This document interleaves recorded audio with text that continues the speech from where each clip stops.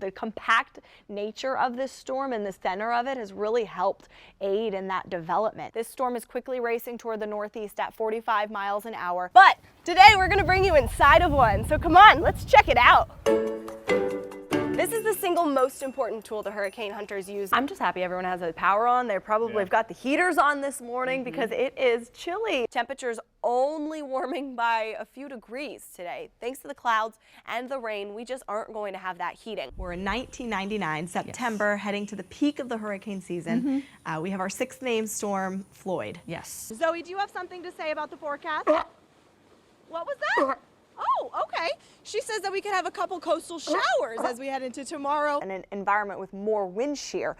However, in the distance sorry, I got so distracted. Did you all just see that lightning strike? Holy smokes. Those breezes won't be as gusty, so if you're in the sunshine for an extended period of time, remember, H2O. For the next 12 hours, we're talking about some cold temperatures, and this girl right here told me it was warm today. One thing people don't realize is they're not pulling you under, right? No, they're just pulling you out. Temperature of 80 degrees, low to mid 70s, and no issues for the fireworks. And we see those bright neon colors. We can see 60+ miles an hour. It's beginning to look a lot like Christmas.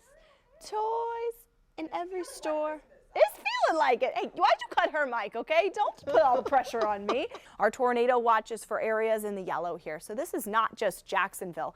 This is Orlando. This is Tampa. You're going to want to make sure maybe you're starting the cars now if you've got to get out in the next 5-10 minutes because it is going to take some time to defrost things. Another thing you might be wondering is, well, Lauren, Saharan dust helps to deter tropical systems. And yes, it does. But guess what? As we head through the month of August, that season begins to quiet down. I gotta roll up these sleeves, y'all. Do you see the temperature right now? We are at 78 degrees. Earlier I said my weather watchers. All right, Corey, Nikki, Paula, Will, Patricia, Colby, Roger, Carolyn. I'm Approved. telling you, I'm adding them all into the group. Okay, so pop on over to that First Coast News Weather Watchers page and join the fun. Now let's get over to the Weather Center here. A stellar sunrise out there. I mean, we've got the palm trees that are lightly blowing. We've got some boats already on the waterways. 33 degrees for us this morning. Last time we hit that was in mid-March. There's more rain on the way, but we have the person who would have the answer. That's meteorologist Lauren Rautenkranz. She's in the house. Oh, I hate driving in blinding rain like that, but sometimes it's inevitable here in Florida. But you know what, folks? We can give you an early on your side heads up. Trust us this next time around again, okay? With the rain blowing in on Friday as we end off the work week. We are going to have a beautiful Wednesday, though. We will have breezy west winds and temperatures in the upper 50s, so a little bit of a chill out there. You're feeling it this morning for sure, about 20 to 25 degrees colder than what we started off yesterday morning. Now we get even chillier tonight. That's thanks to those winds calming down a bit, and we'll wake up to the upper 30s tomorrow. Then Friday, Saturday, those temperatures in the overnights moderating a bit. That's thanks to some rain and a cold front, dropping those temperatures again on Sunday. So buckle up if you already didn't have your seatbelts on, folks. Now is the time, because look at this humidity day by day just continuing to go up and down and up and down. You can think of that spike in humidity Friday and Monday as those rain chances, bringing in those fronts just one after another. So a very busy pattern. And with this next round of rain on Friday, we are going to talk about the potential for severe weather, but at least here in Jacksonville, dropping that threat just a little bit. All right, the enhanced risk, that 3 out of 5 like we saw yesterday, is up into central and southern Georgia. Southeast Georgia, we're on the 2 out of 5 scale, the slight risk. And then the green color is that 1 out of 5 risk, the marginal. So it really tapers off a bit more this next time around. Now the cold front will bring a chance for some gusty rumbles of thunder. I would say most of them are going to come with that broken line of showers and storms late in the day on Friday, and we'll have a little bit of heat to deal with as well. Those mid to upper 70s possibly before those storms are blowing on in. We've got lots of sunshine in the meantime. A few more clouds blow in on Thursday. We'll start to see the raindrops falling across town again as we head to bed and wake up on Friday morning for that commute. And then watching that timing for those late day and evening showers and storms on Friday, drying out, calming down this weekend. Let's get back to Katie now in the UF Health Traffic Center. This is a first for me, maybe a treat for you at home. We'll see what happens in the next 2.5 minutes. This is my little girl. Can you say hi, Madeline? Hi. She doesn't have a microphone on, but she is 3 and she is ready to do the weather with us today. So let's step over here, baby. All right, let's show everybody this beautiful sunset happening in downtown Jacksonville right now. Do you see those numbers right there? Yes, 52 degrees, okay? So this little girl in the short sleeve dress ain't gonna fly when we walk out of this studio after 6 o'clock tonight. So we will be bundling the babies up and making sure they're wrapped as we head into the next several days. You love seeing yourself on TV, huh? She isn't shy. She's definitely my daughter, all right? Nice clear skies last night. Our weather watchers, look at this, Maddie. That's a rocket ship that launched out of Cape Canaveral last night. You see that nice full moon and the clear, beautiful conditions. We're gonna have similar sky gazing conditions tonight. So Linda, thank you for snapping and sharing this one in that First Coast News Weather Watchers Facebook group. You wanna see that one day, baby? Yeah, pretty cool stuff. Hey, lots of sunshine. Wind chills was the factor today. There'll be them again tomorrow. Cold sunshine. Was it cold today? Yeah. It was cold today, and it's going to stay wintry all the way through the end of 2023. As we look at our future cast, again, there's not a whole lot to show you because we aren't dealing with rain chances through the weekend. For the first day of 2024, Maddie Girl, we will be talking about some showers, but until then, we're talking about a different type of weather phenomenon, and that is frost, all right? What I like to call our Florida snow.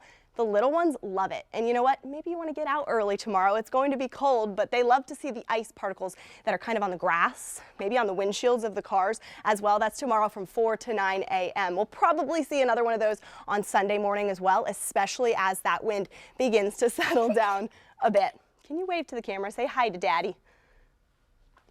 Sunshine lasting through tomorrow as well, like I said. I mean, this is a great way to end off the year. It's just that if you have anything outside, you've got to bundle up, all right? Those wind chills, Maddie, do you hear me? We are going to be feeling like the 30s as we head throughout the morning tomorrow. So again, see the frost, run back inside in the PJs, have that hot cocoa, the hot coffee for the moms and dads that are up early with the littles as well. As we head into Sunday morning, look at these numbers, 20s and 30s across the area. So it's going to be very, very cold, and it even stays cold really into the new year as well. One thing this girl loves, other than turtles, right, is the boat. She's done. That's a 3-year-old for you, all right? As we look at that sandbar report, our last one of 2023, we're talking beautiful conditions on Sunday. So that is my pick day. Wait till that wind settles down, boaters, if you got to run the motors one last time for this year. Fort George high tide is at 11:42.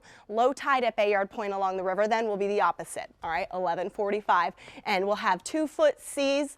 And she's back, all right? You can't ask for better conditions. 2-foot seas. Maybe you want to get a little offshore fishing done as well. Maddie, what does a jaguar say?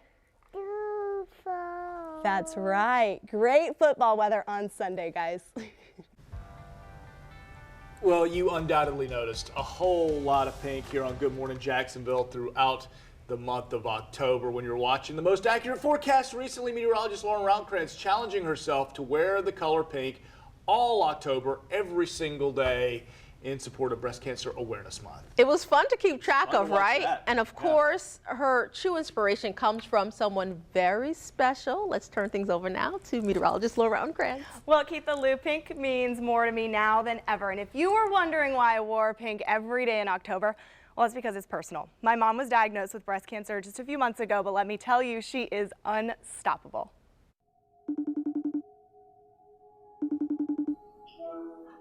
Mom?